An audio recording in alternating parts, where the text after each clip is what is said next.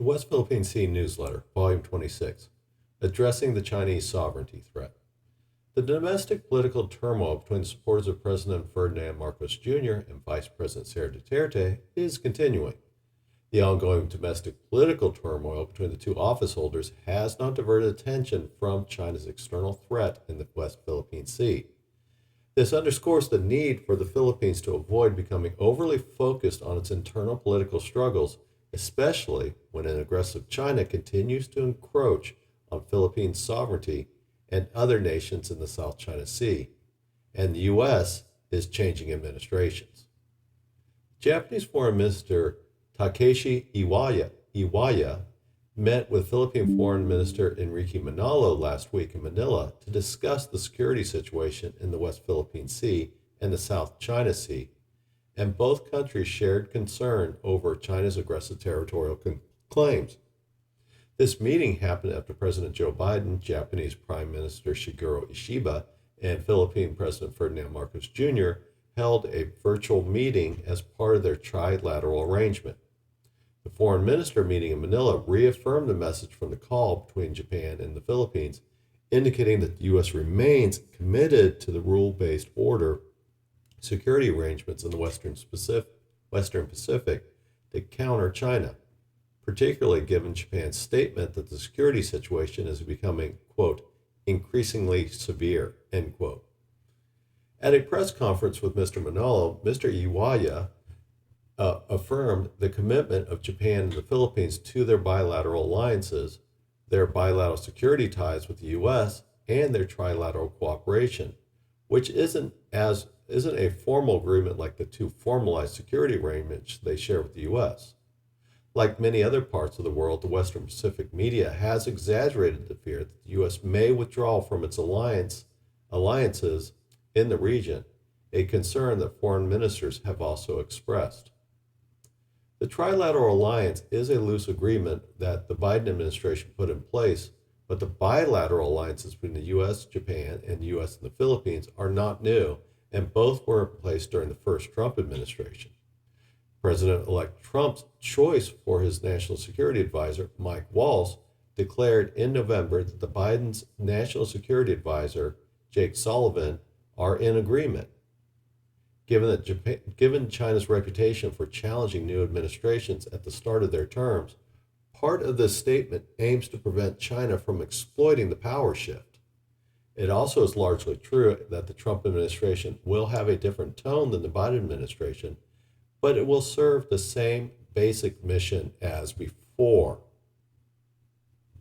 Since both nations have formal bilateral security agreements with the U.S., we can expect that these will be the channels through which most cooperation will flow, potentially de-emphasizing the importance of the less formal trilateral agreement.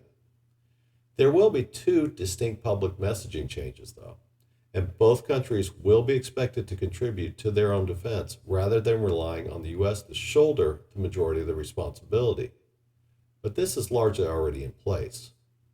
We anticipate the U.S. to adopt a more assertive leadership stance, thereby enhancing Japan's and Philippines' comprehension of the U.S. stance, which officials in Manila and Tokyo have discreetly questioned.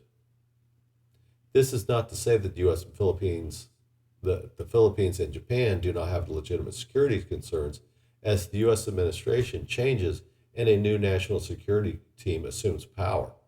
The team, which includes Senator Marco Rubio, the nominee for Secretary of State, and Representative Mike Waltz, still need to bolster their staffs and establish new relationships. Foreign Minister Iwaya will attend President Trump's inauguration on January 20th, allowing him to begin establishing the contacts to address the security issues and concerns in the Western Pacific that affect both Japan and the Philippines.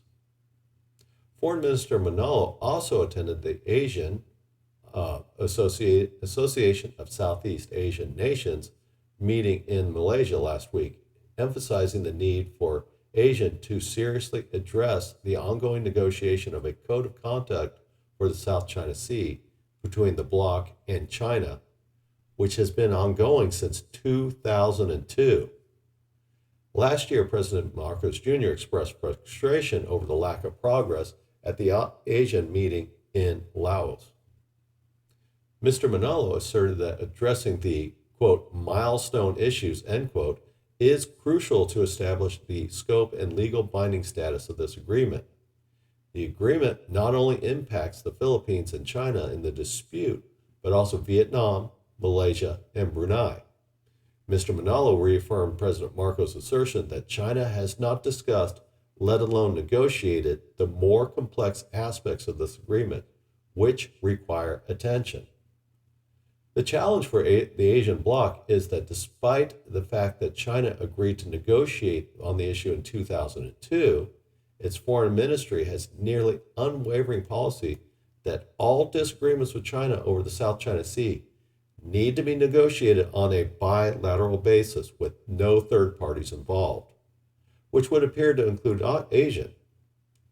As a military and economic superpower, China possesses significant advantages in bilateral negotiations and typically refrains from engaging in meaningful negotiations outside of this framework. This also applies to Asia, as evidenced by the lack of progress in negotiations over the real issues of the South China Sea for the last 23 years.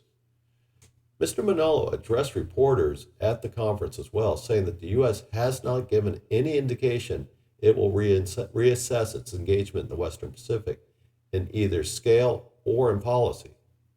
This is taking place against the backdrop of a bilateral meeting, the 10th in a series between China and the Philippines, aimed at reducing the tensions in the region. The Philippine Undersecretary of Foreign Affairs, Teresa Lazaro, met with Chinese officials where they committed to resolving their differences through consultation and dialogue.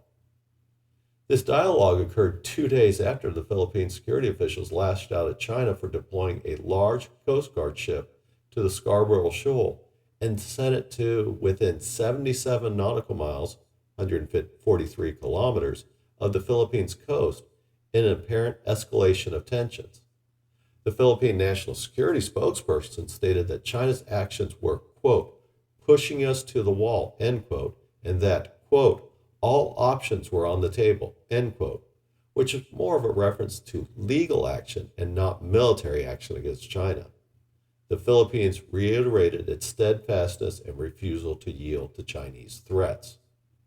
Despite the expressed concerns by both Japan and the Philippines about U.S. commitments to the region, both also seem to acknowledge that the security arrangements and guarantees in the region will not change in any fundamental way.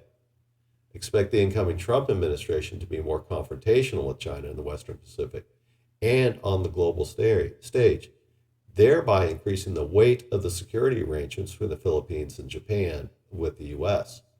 The biggest source of frustration that the Philippines will continue to experience is the lack of progress in Asian negotiations with China.